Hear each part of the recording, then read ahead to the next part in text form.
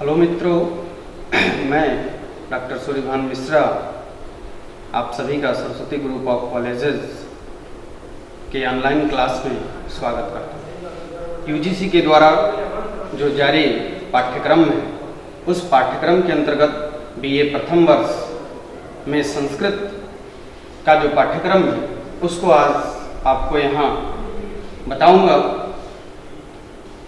BA प्रथम वर्ष संस्कृत के प्रथम प्रश्न पत्र में कुमार संभवम महाकाव्य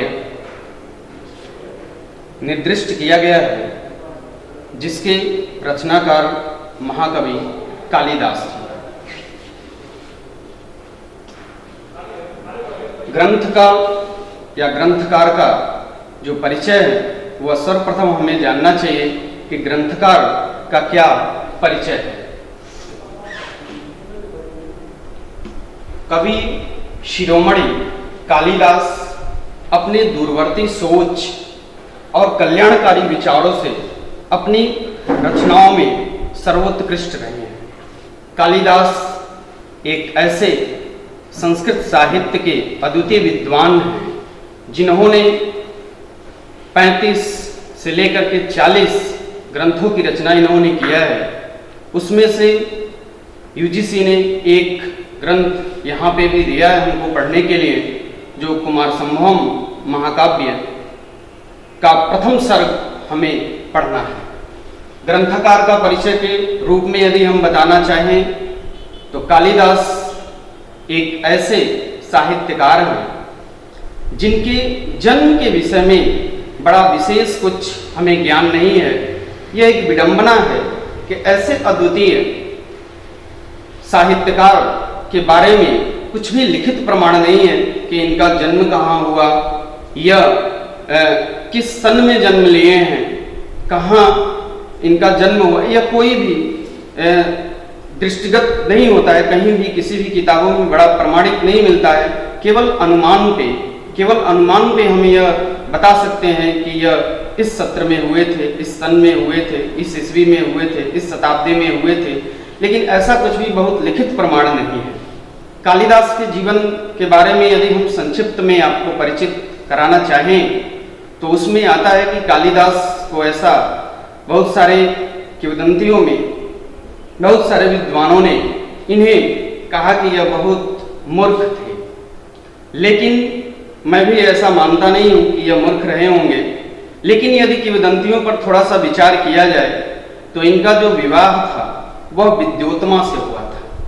विद्योत्मा जो कि बहुत विदुषी महिला थी, वह अपने विवाह के रूप में एक प्रस्ताव रखी थी कि यदि मुझे जो शास्त्रार्थ में पराजित करेगा उसी से मैं अपना विवाह करूंगी।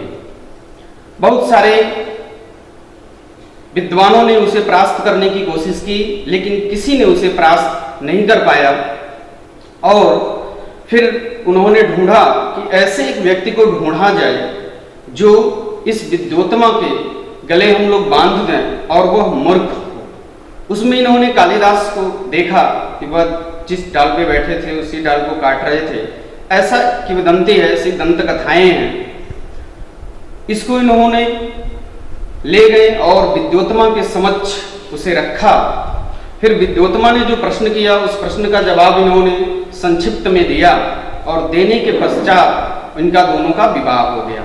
विवाह होने के बाद जो ही विद्योत्मा इनके घर आई और उन्होंने अपने खिड़की के रास्ते यह कहा कि वहाँ उष्ट है, तो उन्होंने उसे संस्कृत में न बोल करके हिंदी में या उससे भी और नीचे वाली भाषा में उन्होंने ऊंट ऊंट कहना प्रारंभ किया।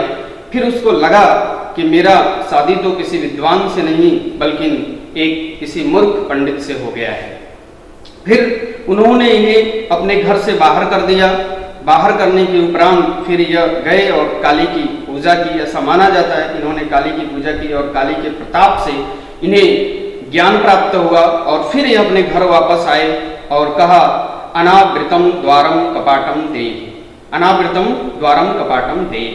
तब अंदर से जो आवाज आया कि अस्ति कश्चित वाग विशेष। फिर इसी तीनों शब्दों को लेकर के महाकवि कालिदास ने दो महाकाव्यों की रचना की और एक खंड काव्य और एक गीति काव्य की रचना की, जिसको अस्ति से लेकर के जो आज हम ग्रंथ पढ़ने जा रहे हैं, अस्ति उत्तरस्याम, अस्ति को लेकर के लिखा, कश्चित से मेघदूत को लिखा, कश्चित कांता विरह गुरुणाम, फिर तृतीय जो वागर्थावीव संप्रीतौ रघुवंश महाकाव्य। तो दो महाकाव्यों और एक गीति काव्य की रचना की। ऐसे यह साहित्यकार थे, ऐसे यह प्रतिभा से धनी साहित्यकार थे, जिनके रूप में हम यह कह सकते हैं कि निर्गतासु न मंजरिसस्व जायते, ऐसे तमाम रचनाओं के द्वारा इन्होंने अपने ग्रंथ को लिखा है। इनके जन्म के बारे में कहाँ हुआ यह कुछ भी स्पष्ट नहीं है। अलग अलग विद्वान हैं जो अलग अलग बतलाते हैं। पहले जो विद्वान हुए पाश्चात्य विद्वान, वह तृतीय शताब्दी ईस्वी में प्रोफेसर लासेन थे, जिन्होंने कहा कि महाकवि कालिदास का जन्म तृतीय शताब्दी में हुआ होगा। फिर दूसरे आए प्रोफेसर बेबर, जिन्होंने कहा कि चतुर्थ शताब्दी ईस्वी में कालिदास रहे होंगे। इसके पश्चात आए पंचम शताब्दी ईस्वी में एवी कीथ और मैकडोनल, इन्होंने कहा कि यह निश्चित रूप से गुप्त वंश के जो महाराज थे चंद्रगुप्त द्वितीय, उनके शासनकाल में इनका जन्म हुआ होगा। फिर षष्ठ शताब्दी ईस्वी में प्रोफेसर फगर्यूशन आए और इन्होंने कहा कि नहीं, षष्ठ शताब्दी ईस्वी में कालिदास रहे होंगे। बात आती है पंचम शताब्दी ईस्वी की। पंचम शताब्दी ईस्वी में 21 साल पहले कालिदास उज्जैन के जो राजा विक्रमादित्य थे, उनके समकालीन और उनके दरबारी कवि के रूप में, उनके नवरत्न कवि के रूप में कालिदास को देखा गया है, कालिदास को बताया गया है। उनकी रचनाओं को पढ़ने के बाद विद्वानों ने यह माना कि इस शताब्दी में, प्रथम शताब्दी ईसा पूर्व से पहले या प्रथम शताब्दी ईस्वी में कालिदास रहे होंगे। तत्पश्चात इनका संक्षिप्त में जीवन परिचय, अत्यंत संक्षिप्त में जीवन परिचय हमने यहाँ प्रस्तुत किया। वैसे इन कालिदास का जन्म परिचय देखा जाए तो बहुत विस्तृत होगा, लेकिन हमने बहुत संक्षिप्त में इनका जीवन परिचय से आपको परिचित करवाया। इसके बाद कवि कुलगुरु कालिदास द्वारा जो प्रसिद्ध रचनाएं हैं, 7 मूल रूप से इनकी प्रसिद्ध रचनाएं हैं जो हमें पढ़ने को प्राप्त होती हैं। उसमें सबसे पहला जो महाकाव्य है वह है रघुवंश महाकाव्य। हम जानते हैं कि रघुवंश महाकाव्य 19 सर्गों में लिखा गया है और यह महाप्रतापी राजा के बारे में लिखा गया है, रघुकुल के बारे में लिखा गया है। फिर दूसरा ग्रंथ जो आता है वह आता है कुमार संभवम महाकाव्य, जो हमको इस साल पढ़ना है। कुमार संभवम महाकाव्य इस साल हमें अध्ययन करना है, जो हमारे सिलेबस में है। यह 17 सर्गों का महाकाव्य है। इसमें 17 सर्ग है, 17 सर्गों का महाकाव्य है और उसमें से केवल प्रथम सर्ग हमें पढ़ना है। फिर तीसरा आता है मेघदूतम। मेघदूतम गीति काव्य है, खंड काव्य भी इसे कहते हैं। प्रथम गीत काव्य का यदि नामकरण किया जाए तो उसमें मेघदूतम आता है। मेघदूतम के 2 भाग होते हैं, एक पूर्व मेघ होता है और एक उत्तर मेघ होता है। दो भागों में मेघदूत को बांटा गया है। फिर ऋतु संहारम, ऐसा माना जाता है कि कालिदास की प्रथम कृति जो रही है वह ऋतु संहारम रही है। ऋतु संहारम मुक्त काव्य है। इसमें 6 ऋतुओं को बताया गया है और एक युवक और युवती के 6 ऋतुओं में कैसा उनका प्रणय संबंध होता है, इस संबंध को इसमें महाकवि कालिदास ने बहुत ही मनोरम दृष्टिकोण से दिखाया है, बताया है। 6 ऋतुओं के बारे में बताया है। इसके बाद विश्व प्रसिद्ध ग्रंथ जो इनका नाटक है अभिज्ञान शाकुंतलम, 7 अंकों का यह नाटक है जो विश्व प्रसिद्ध है। ऐसी कोई भाषा नहीं होगी जिस भाषा में अभिज्ञान शाकुंतलम का उसको चेंज न किया गया, उसको बदला न गया हो। सभी भाषाओं में इसका अनुवाद देखने को मिलता है। 7 अंक है। यह भी बीए प्रथम वर्ष के द्वितीय प्रश्न पत्र के रूप में आपको पूरा अभिज्ञान शाकुंतलम नाटक 7 अंक पढ़ने को मिलेगा। तो यह अभिज्ञान शाकुंतलम जो महाभारत के शकुंतलोपाख्यान से लिया गया है। फिर छठा ग्रंथ इनका आता है मालविका अग्निमित्रम। मालविका अग्निमित्रम 5 अंकों का नाटक है, जिसमें मालविका और अग्निमित्र के प्रणय के बारे में बताया गया है। 5 अंकों की यह नाटक है। इसके बाद आता है 7वां विक्रमोर्वशीयम। विक्रमोर्वशीयम में पुरूरवा और उर्वशी के प्रणय संबंध की चर्चा महाकवि कालिदास ने की है और इसकी गिनती त्रोटक में की जाती है।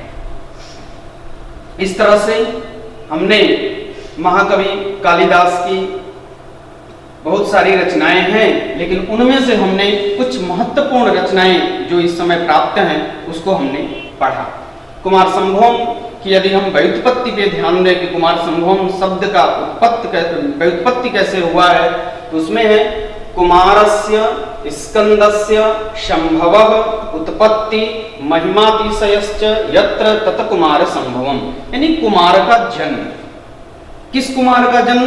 तो शिव और पार्वती से उत्पन्न जो पुत्र हैं कुमार कार्तिकेय का जन्म के बारे में यहाँ हम कुमार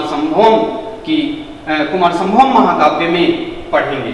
कुमार का जन्म कैसे हुआ है उसके बारे में हमें कुमार संभोम महाकाव्य में पढ़ना है। 70 सर्ग जब पढ़ेंगे तब प्रथम सर्ग में का जो कथानक है वह कथानक बड़े ही संक्षिप्त में मैं आपको यहाँ बताऊंगा।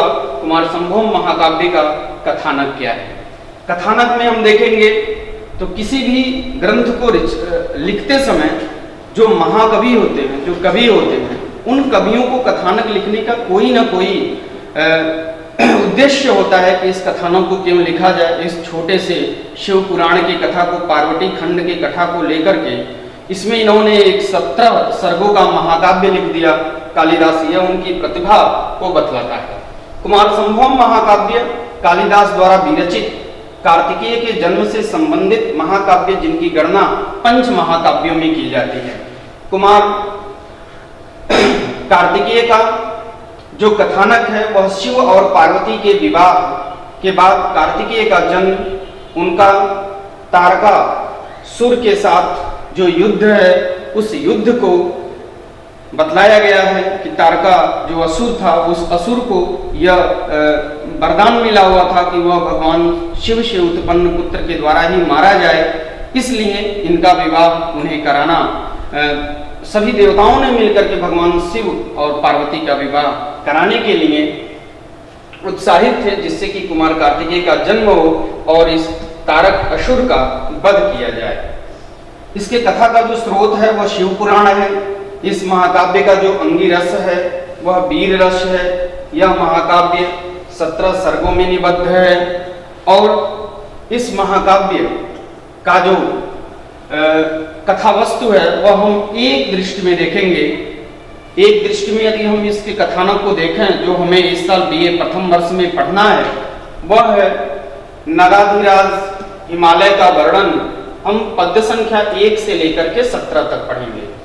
पद्य संख्या 1 से लेकर के 17 श्लोक तक हिमालय की विशेषता बताई जाएगी।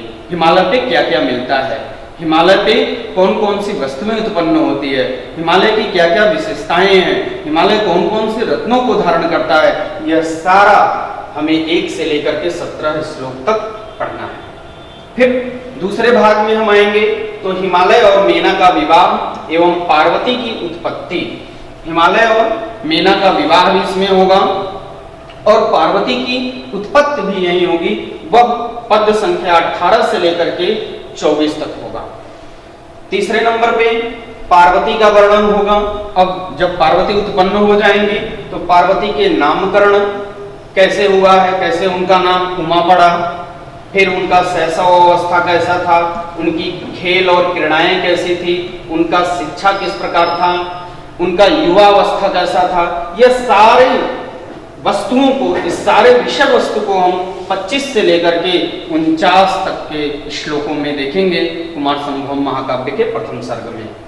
फिर आता है पार्वती और शिव के विवाह की संभावना।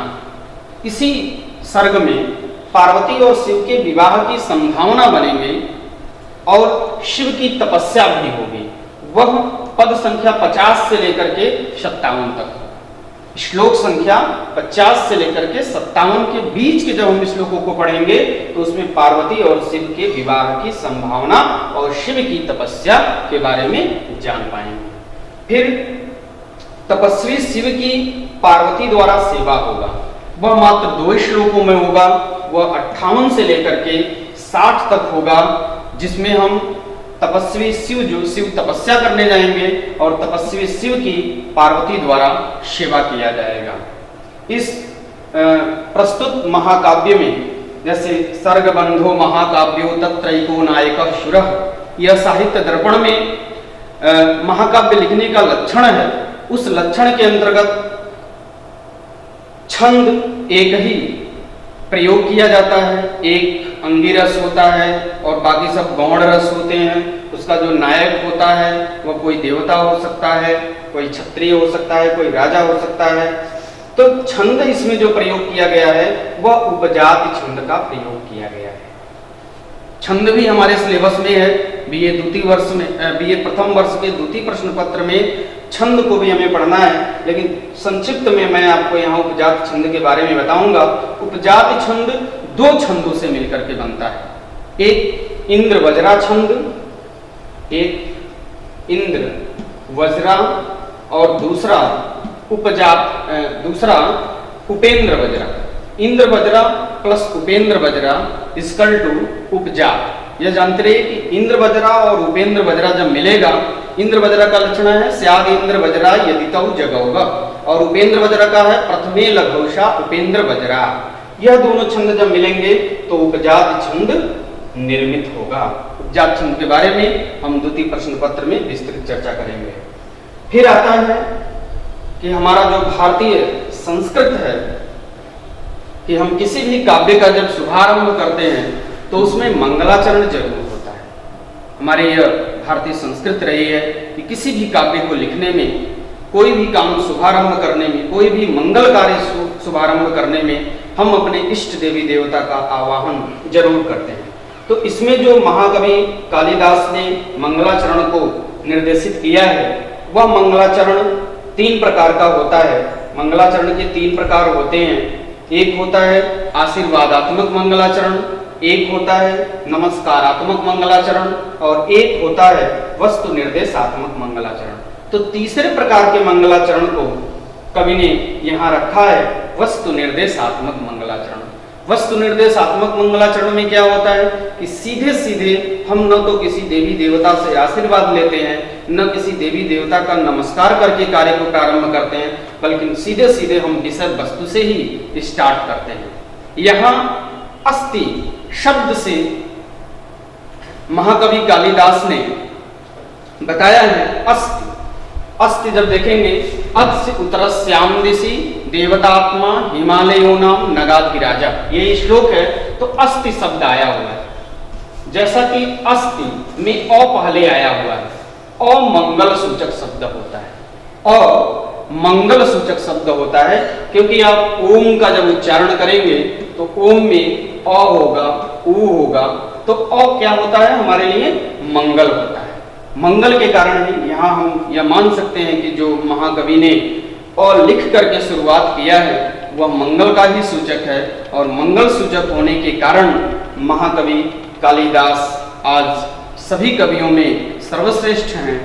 इनके द्वारा रचित जितने ग्रंथ हैं जब आप उन्हें पढ़ेंगे तो आपको लगेगा कि हम वहाँ का प्राकृतिक दर्शन कर रहे हैं। यहीं घर बैठे हम उनके काव्य को पढ़ करके हम जान पाएंगे कि पर्वतराज हिमालय कैसे थे, पर्वतराज हिमालय पे कौन कौन से पदार्थ, कौन रत्न पाए जाते हैं। इन सारे विषयों का घटना आपको यहीं बैठे बैठे मिल जाएगा। इसके बाद आपका आता है अभ्यास प्रश्न के रूप में। महाकवि कालिदास जी के द्वारा रचित कितने महाकाव्य हैं अभी आपको बताया गया था, उस पे आप लिख सकते हैं प्रश्न के रूप में। दूसरे प्रश्न के रूप में कुमार संभवम महाकाव्य में कितने सर्ग हैं, यह एक छोटे छोटे प्रश्न हैं। कुमार संभवम महाकाव्य के प्रथम सर्ग में किस छंद का प्रयोग किया गया है वह आप बता सकते हैं। तो छोटी छोटी जो पॉइंट हैं, जो छोटे छोटे यहाँ विषय वस्तु हैं, उन विषय वस्तुओं को आपको तैयार करना है, एक नोट्स बनाना है, लिखना है। और भारत की संस्कृति को बचाने के लिए संस्कृत का बचना आवश्यक है।